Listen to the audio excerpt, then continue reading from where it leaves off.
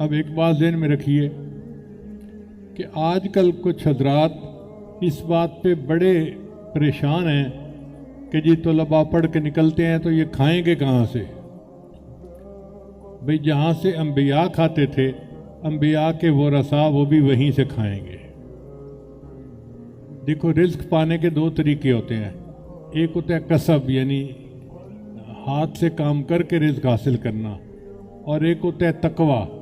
اللہ فرماتے ہیں وَمَن يَتَّقِ اللَّهَ يَجْعَل لَّهُ مَخْرَجًا، جو تقوی اختیار کرتے ہیں اللہ اس کے لیے مخرج بنا دیتا ہے۔ وَيَرْزُقْهُ مِنْ حَيْثُ لَا يَحْتَسِبُ، اور ایسی طرف سے رزق دیتا ہے جس کو اس کو گمان ہی نہیں ہوتا۔ اس لیے جن کو طلباء کے کھانے پینے کی فکر لگی ہوئی ہے وہ برائے مہربانی کسی اور کام میں لگیں اور طلباء کو یہ مشورے مت دیں۔ بعض علماء یہ کہتے ہیں جی کہ ہمارے طلباء پڑھ کے نکلے ہمارے ادارے سے، فلاں دفتر میں موجود، فلاں دفتر میں موجود۔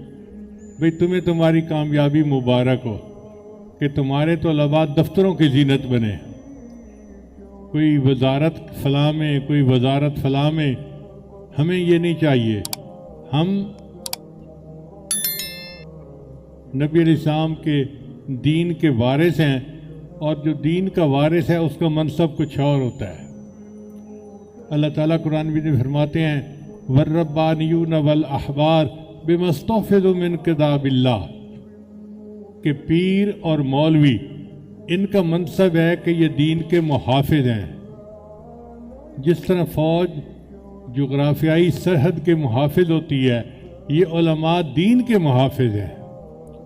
انہوں نے دین کی ہر آیت کے اوپر ڈیرے ڈالے ہوئے ہیں اور یہ اس کی حفاظت کرتے ہیں ہر اس بندے سے جو ان میں کوئی تبدیلی کرنے کی کوشش کرتا ہے۔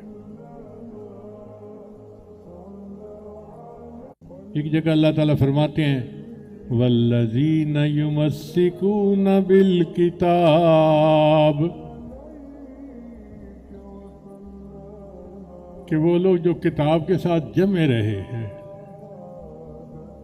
وَأَقَامُوا الصَّلَاةَ، اور انہوں نے نماز قائم کی، إِنَّا لَا نُضِيعُ أَجْرَ الْمُصْلِحِينَ،